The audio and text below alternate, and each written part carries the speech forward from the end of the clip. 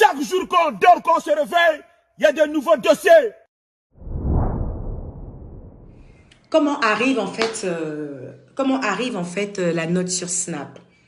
J'avoue, cette note, je l'ai écrite en fait. Pour moi, j'avais trouvé les mots justes.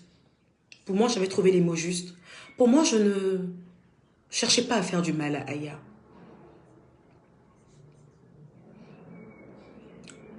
Je ne cherchais pas à faire du mal à Aya. C'était plutôt un ras-le-bol. Ouais, j'en avais marre. J'en avais marre en fait de recevoir à chaque fois des messages inbox où les gens m'insultaient. Et ils me disaient, c'est toi qui envoies Aya pour insulter telle personne, telle influenceuse. C'est toi qui envoies Aya insulter telle influenceuse. Tu es maudite, tu es mauvaise, tu es méchante, tu vas périr, tu vas mourir.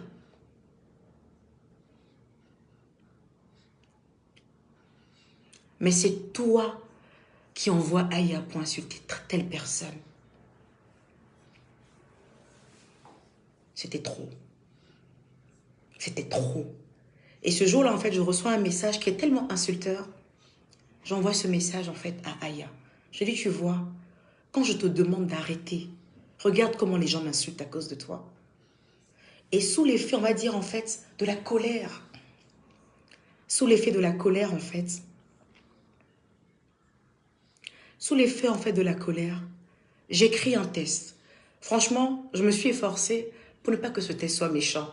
Mais je pense que j'avais tellement de haine en moi. J'étais tellement énervée que ma haine que j'avais à l'instant où j'écrivais ce test, en fait, s'est ressentie dans mes propos. C'était méprisant. C'était condescendant. Je vous l'accorde. Mais en vérité, je ne cherchais pas à la blesser.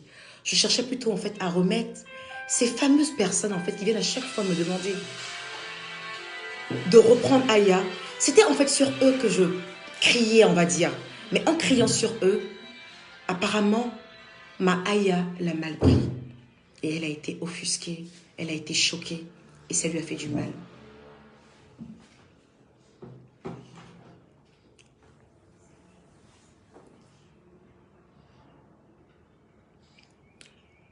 Aya, tu sais qui je suis. Tu connais mon cœur. J'ai vu qu'à la suite de ma note, les gens commençaient à m'insulter et tu as fait des partages.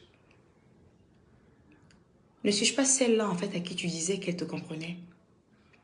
Ne suis-je pas celle à qui tu disais qu'elle te portait de l'amour? À quel moment tout ça a reviré, en fait? À quel moment tu t'es dit que je pouvais te détester? Pour un simple mot. Oui, peut-être que le mot était peut-être méprisant, comme tu le dis. Mais pourquoi tu n'es pas rentré en contact avec moi et me dire, ma star, ce que tu as fait, je n'apprécie pas.